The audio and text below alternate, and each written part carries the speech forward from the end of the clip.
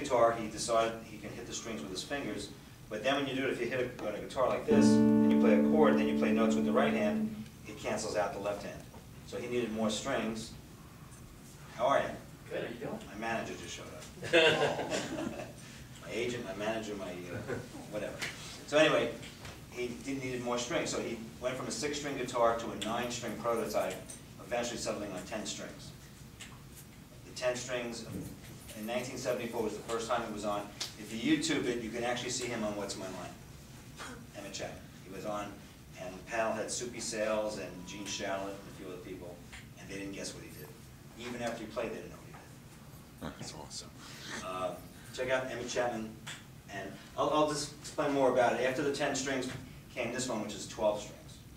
The 10 string was the only way to go until, I think, 1994. From 74 for 20 years, he made a 10-string instrument, added various kinds of woods. This is actually maple. Then he went to 12 strings. So now, if anybody wants to buy one, you can buy a 12-string model, a 10-string model, and he also has an 8-string model. Yeah, but how do you learn to play it? There's Come to my house. Oh. Well, you're still living here. What's the tunings?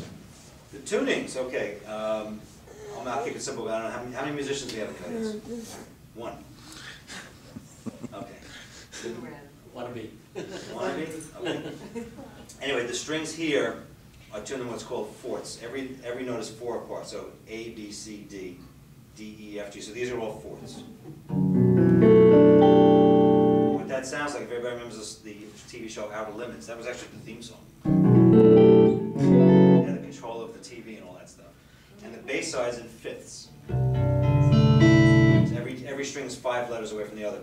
And the unique thing about this instrument is that the bass strings here are flipped upside down.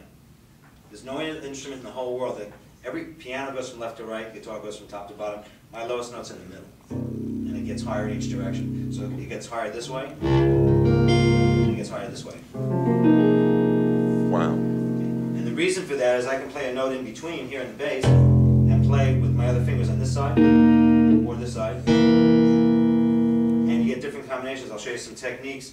For instance, my 3rd string is the same as my 11th string. So, unlike a piano, every note you hit is unique. On this string, there are a lot of duplications, otherwise it'd be 9,000 notes. You have 12 strings times 24 frets, it's 300 and some odd notes. There is no such thing. So there's a lot of duplicates. If I hit this note, same note, there's duplication. So I can do things like this, hit this note, hit this, and do something simulating a guitar finger picking, and do something like this. Let me change the sound a little bit. That's the same note. Coming out 2 different sides, doing a very rhythmical thing. When I'm doing my left hand, it's playing like a bass drum. And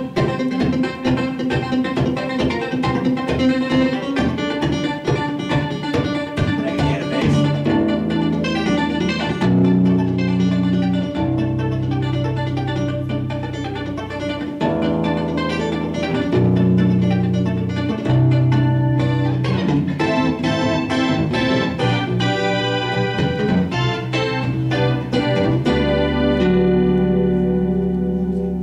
Techniques you can use it because you have duplicate notes. You get that kind of.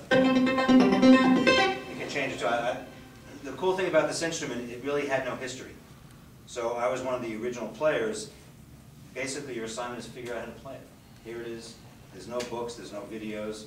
So it's quite unique as a improvising musician. Because I was a guitar player before this. To say, here you go. Here's some colors that have never been invented before. Right? Draw a picture. Wow. So we had to find these techniques, which really, the only thing I can hear that maybe is like a kalimba, like an African finger piano, that kind of sound. And then you have a free hand to throw in between.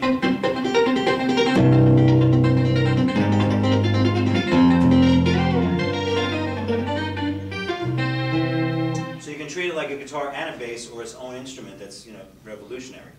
And that's what I admire about it, is you can find chords, for instance a chord like this. By adding my thumb over here, I'm getting a very unique chord that maybe a good guitar player could play. Now I got a free hand to play inside. So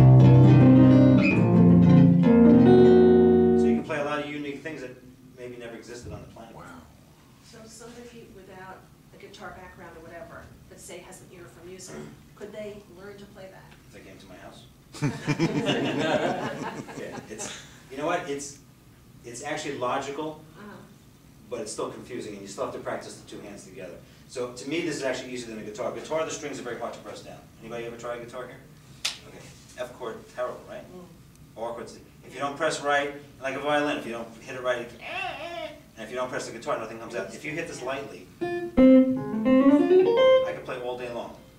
And it's just, there's no strain on the fingers, it's a light, easy. So physically it's easy to play. I'm going to show you how I wear it too.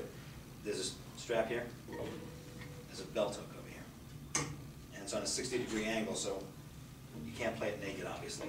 You have to put it on something.